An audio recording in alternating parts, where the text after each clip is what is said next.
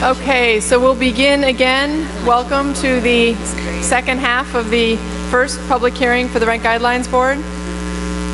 We will now hear from Nancy, SEPE. And if she can let me know how to pronounce it, I will be very grateful. SEPE. I wasn't sure if it was SEP or SEPE, so thank you.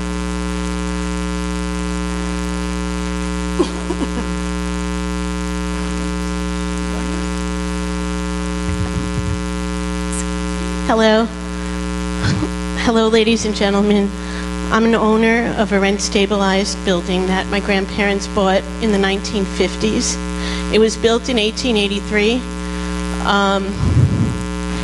It is located in a prime area of Manhattan. I live there. It's my primary residence. My only residence. I don't have a second home. I do hold a full-time job as well as I work hard to maintain my building. I've done a good job since. I mean, so far I keep up with everything. It has become more difficult over the years because prices keep going up. The contractors, the plumbers, the electricians, their prices don't go down. The taxes go up in water, and I mean, after a point, I am afraid that there will come a day where I won't be able to keep my building. I have tenants, paying $700 and in that range.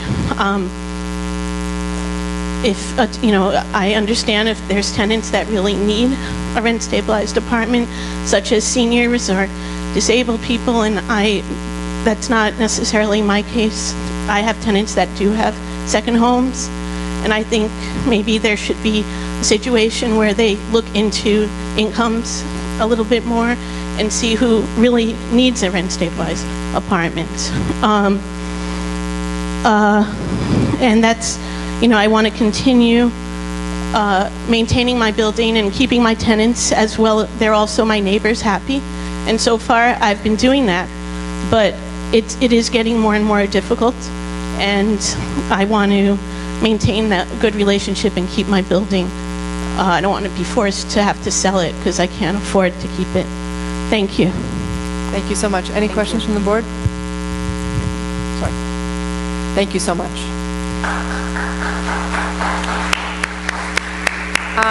We'll hear from Nalita Godfrey, Roger Meltzer, and Theresa Levy. Nalita Godfrey.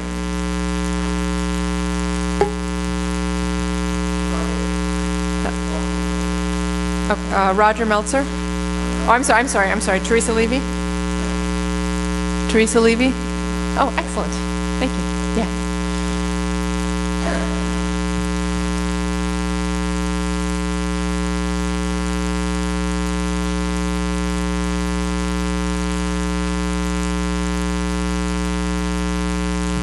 Hello.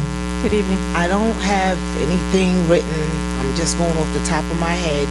This is my first time coming to a rent hearing meeting, and the reason why I found it very profound for me to be here because I'm one of the faces of I'm caught in the red tape of what's going on with I'm a rent stabilized tenant, and I've been in my building for 23 years. I haven't always been rent stabilized, but I've been rent stabilized for the last 15 years. Ever since I became rent stabilized, all of a sudden it's like I'm experiencing vast discrimination.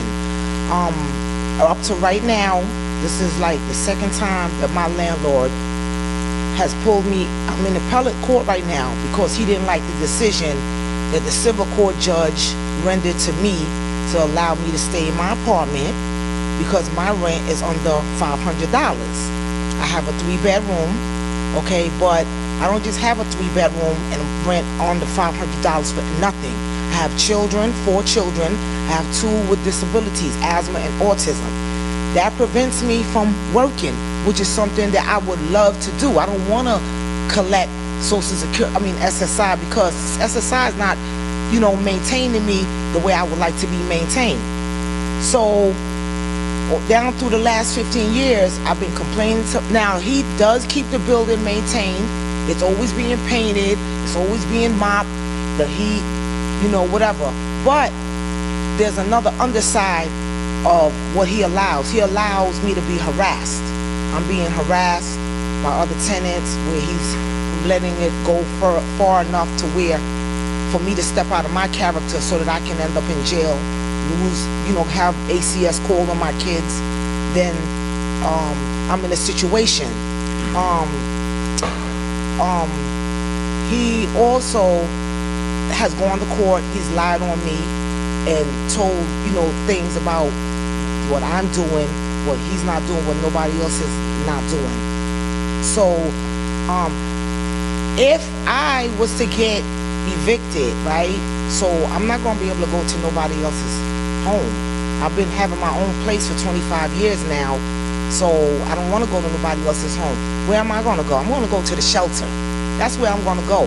What I don't understand is how I can go to a shelter and they can pay for me to stay in one room that doesn't have any borders or anything and pay like $2,500, but yet I can't be allowed to stay in my apartment because of prejudiceness, okay, and partialness and being treated unfairly, and just because he feels that he spend more money on a lawyer trying to get me out than what he could do to just leave me alone.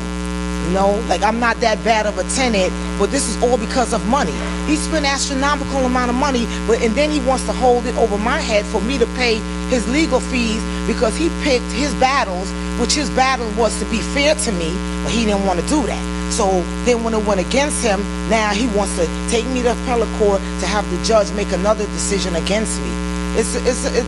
I mean, everybody's speaking about you know, boilers, okay, and heat and things like that. But there's another side to it too that a lot of tenants are going through that they're not here, okay? But I'm one of them. I'm the face of that, all right? So, you know, it's easy for you to look at me, okay? That's why I can't dress like this, because just because I'm dressed like this or I look this way, it doesn't mean that I have a college degree. My daughter has a college degree, okay? And yet and still, we cannot separate from each other for her to get out on her own, all right? She just had a baby, so now we're all cooped up together and still trying to maintain the rent, the bills, whatever it takes for us to get by. Now, Ms. Levy, this is exactly why we want to have a hearing like this, and thank you so much for sharing your story. We really appreciate it.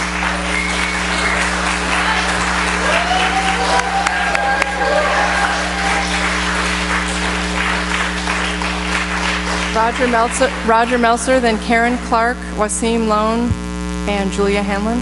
Mr. Meltzer? Thank you. I'm an owner, and I will be testifying in Brooklyn, where I live and have a building. But I wanted to comment on a couple things that the Controller, Scott Stringer, said. First, the concern about apartments renting for less than $1,000. The operating cost of an apartment anywhere in the city is more than $1,000 a month.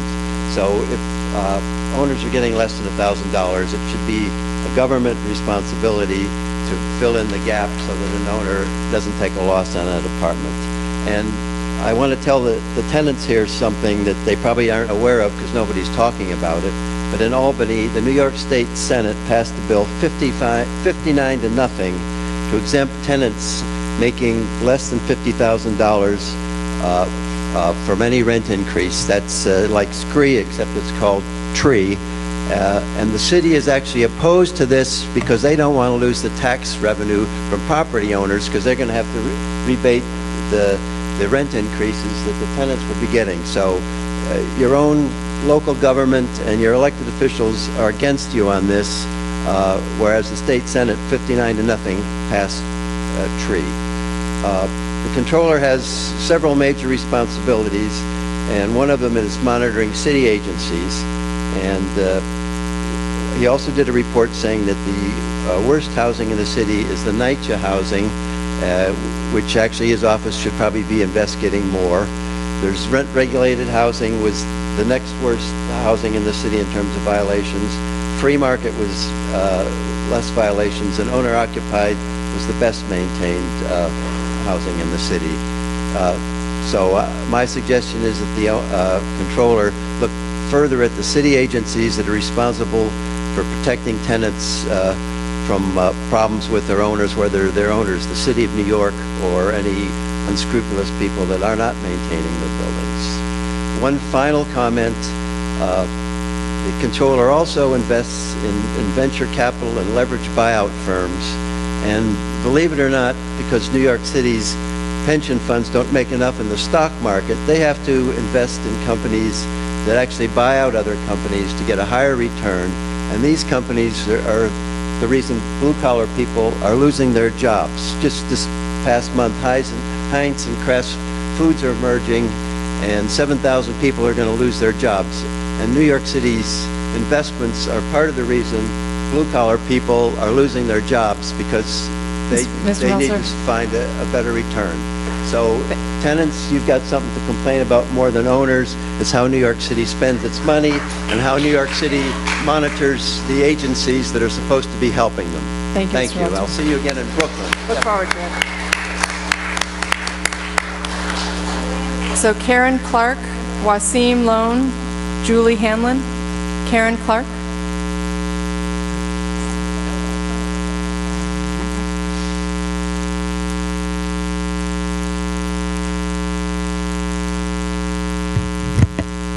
Good evening. I appreciate your time. This is like the first time that I ever been to anything like this. I saw it on News One, and I just said, well, Lord, I'm going there because I think that's where you want me to go.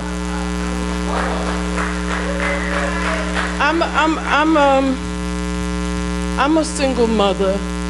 I have a son who's 25 years old. He's an autistic kid. My mother's 90 years old. We had a bad winter. I took her from the Bronx where she had no heat, because I had heat in my complex where I reside in for 21 years now. But I felt that it was unjust and unfair because I'm trying to take care of my moms, doing the best as a daughter and a mother for my autistic child. And the landlord, I presently have it in my hand right now, puts a notice of termination for my apartment because he says that he wants to install a new smoke detector by law. That's something he's supposed to do. Well, I know that's something by law for all of us to do. So I already had that personally in my apartment, and he's going to say I refuse for anybody to come in my apartment to do any repairs. Now, anybody in their right mind have some repairs to be done. Don't they want them to be done? So that didn't make no sense to me that he wants to terminate me out of my apartment. And I pay my rent. It has nothing to do with rent. My rent is already paid for this month right here. I have no problem with that, paying my rent. It's not a rent thing at all. It's just about repairs in my apartment and a smoke detector to be placed in my apartment. My mother do not live with me. She has her own apartment in the Bronx. She stayed with me on a temporary basis because February was really rough. I couldn't keep going trying to see about her and then trying to see about my son with autism, going to his little special program, which he's in now and ready to come out. And I have to have somebody, because I wanted to wait for my turn to express myself, because I don't have no idea how to handle this, which way to go. So there are a few options. I mean, I have no idea whatsoever, because I ain't never been into nothing like this. And for the fact that it's not about my rent, and it's just about a smoke detector, it don't make no sense to me. Why would I not want my repairs repaired? And then they said they wasn't in my apartment, which the super did come in my apartment. I didn't have no stove to bake no macaroni and cheese or bake a cake or anything like that. Okay, and I felt that was, my whole situation is very, like another lady said, it's very heartfelt. It's very touching. I'm a working person and I care for people all day long. I'm a personal care technician, and I worked ever since I was 14 years old. It sounds like you are working so hard and you have so many responsibilities, and Andrew's going to come and give you a card. Harvey's going to give you a card too. There is legal help that you can get to keep you in your home. Yeah, but I had no sense of direction. So I appreciate your time. I appreciate your listening to me. Absolutely. It's not about, it's just about trying to make it. Again, Day to day, that's again, all it it's sounds like you about. are doing so much for your family, and there's no reason you should be insecure about your home. So thank you for coming I here, appreciate and we're going to give you some information about getting legal assistance.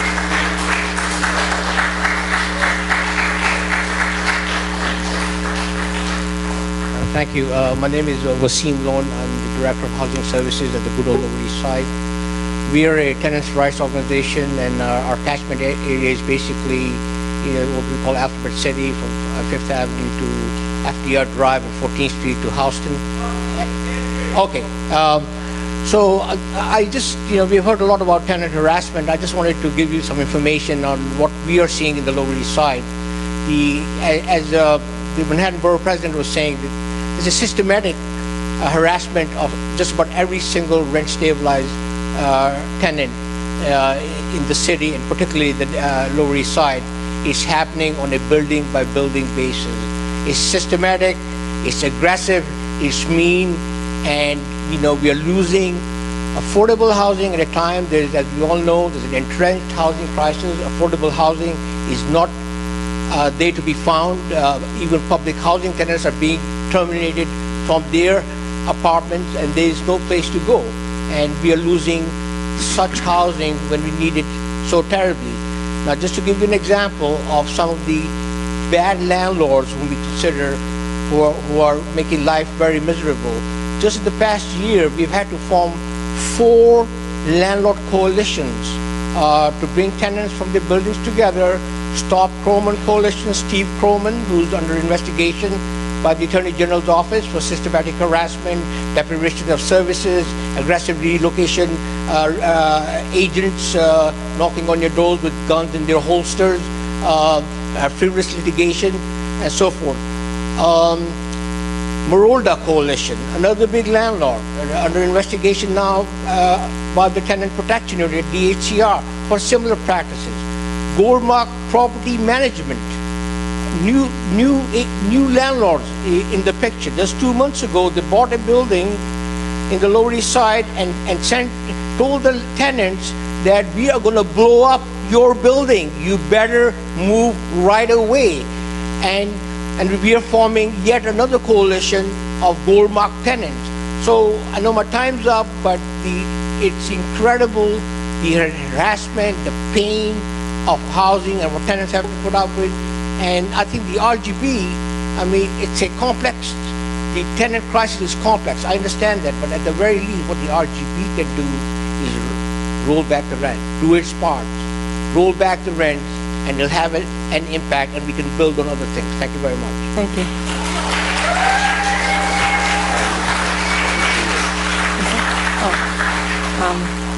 Julie Hamlin, Michelle Sheridan, Vajra Kilgore.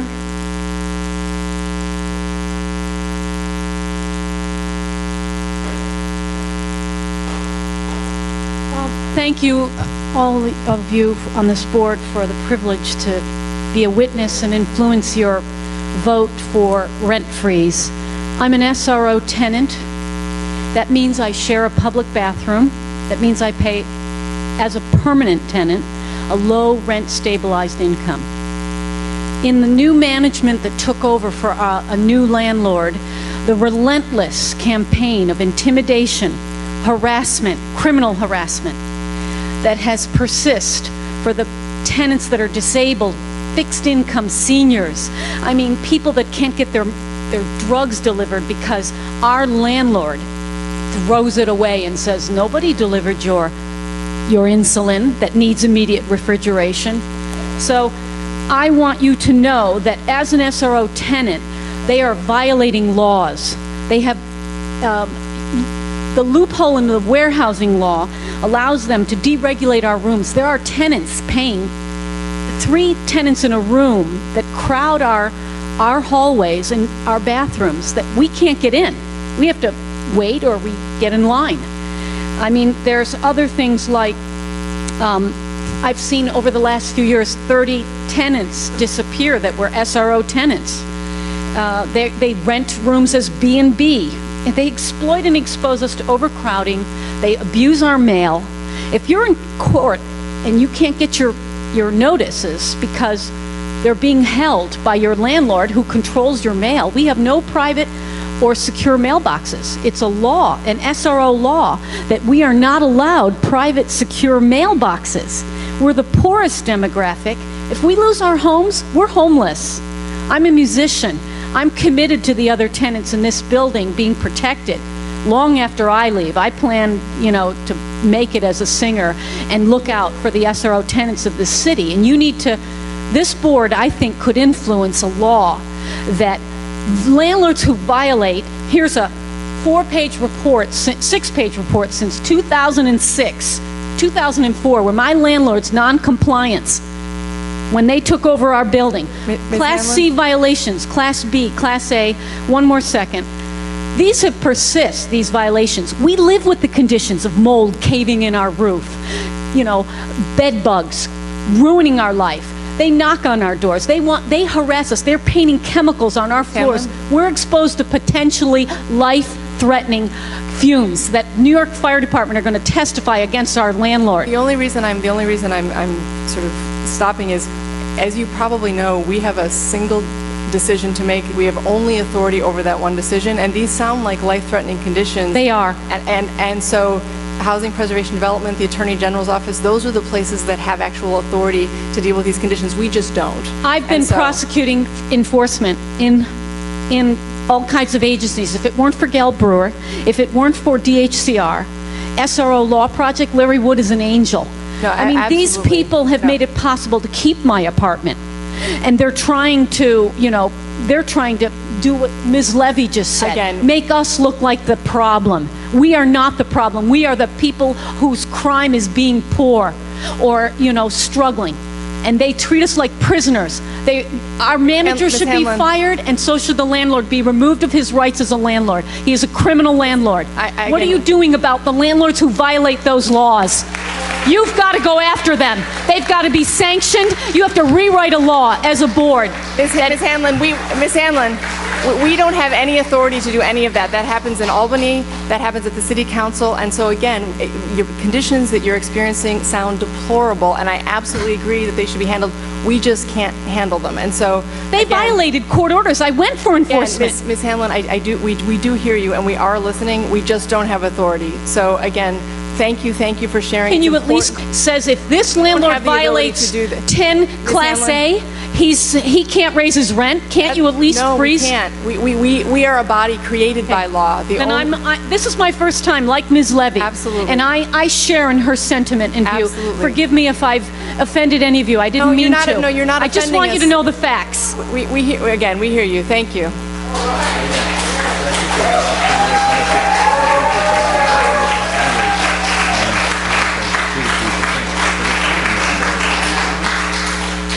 So I know it's hard to accept that this body only has one decision because people are coming in with such compelling experiences on the tenant and the landlord side, but we really do we are a creature created by law. We have one decision that we can make. We want to hear your stories, but in many instances there's not any authority for us to take any action other than making a decision on June 24th. So we are not trying to be disrespectful. We want to hear your stories, but we also want you to understand what we can and unfortunately can't do. But there are other agencies and places to go, and we'll help you if we can.